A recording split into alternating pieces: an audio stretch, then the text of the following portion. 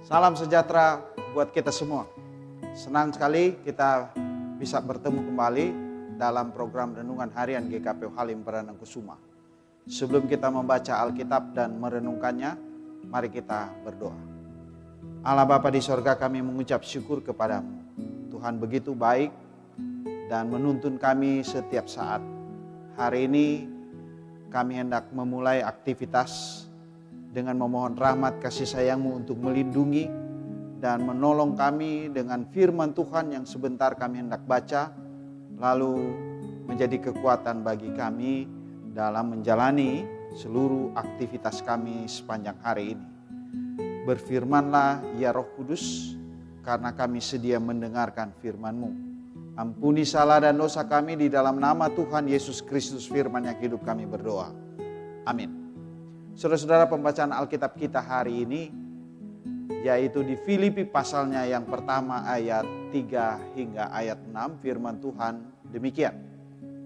Aku mengucap syukur kepada Allahku setiap kali aku mengingat kamu, dan setiap kali aku berdoa untuk kamu semua. Aku selalu berdoa dengan sukacita. Aku mengucap syukur kepada Allahku karena persekutuanmu dalam berita Injil mulai dari hari pertama sampai sekarang ini. Akan hal ini aku yakin sepenuhnya, yaitu Ia yang memulai pekerjaan yang baik di antara kamu akan meneruskannya sampai pada akhirnya pada hari Kristus Yesus. Demikian firman Tuhan. Renungan harian kita bertemakan doa dalam jemaat. Saudara-saudara, dalam ibadah jemaat, satu di antara unsur-unsur liturgi adalah doa. Atau kita juga lihat ada doa syafaat, ada juga doa pengakuan dosa, dan ada doa persembahan. Itu dilakukan di dalam ibadah-ibadah raya, kompleks, dan ibadah keluarga. Ada juga doa-doa pribadi, baik dilakukan secara bersama-sama maupun di dalam aktivitas tiap hari. Renungan kita hari ini hendak mengantar kita memahami pentingnya berdoa dalam jemaat.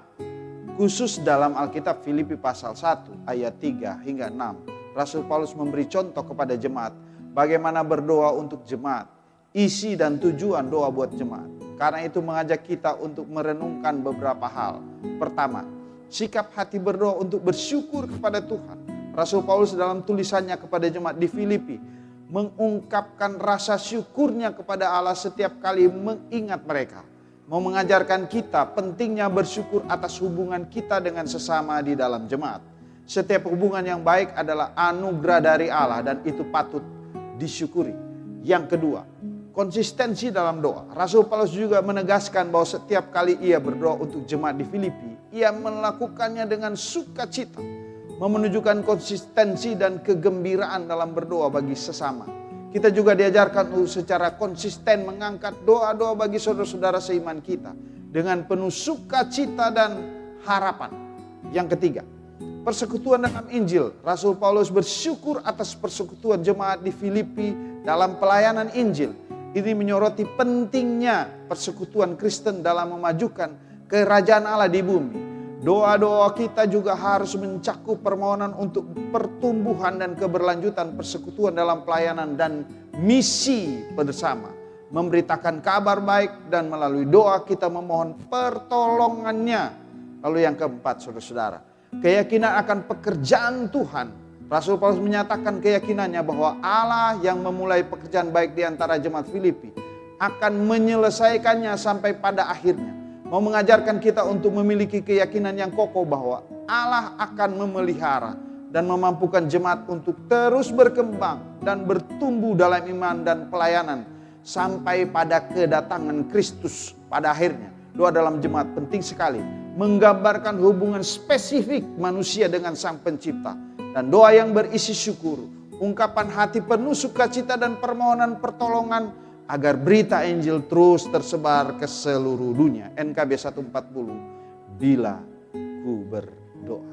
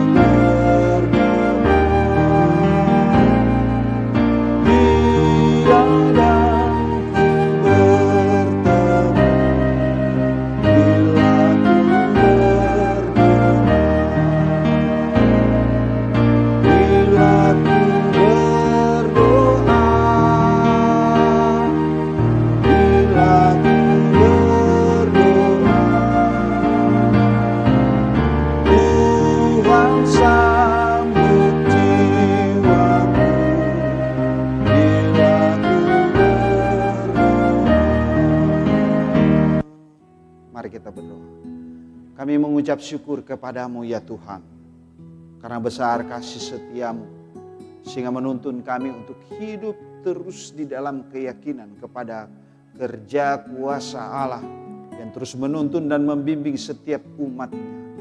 Kami mohon Tuhan, kiranya jemaat terus dibangun untuk terus giat mewartakan kasih Tuhan, Injil Yesus Kristus. Kuasa Roh Kudus kiranya terus menolong kami, memampukan kami untuk terus mewartakan kasih-Mu. Kami bersyukur, kami menyambut hari baru dengan syukur di dalam nama Allah Bapa, Anak dan Roh Kudus. Amin.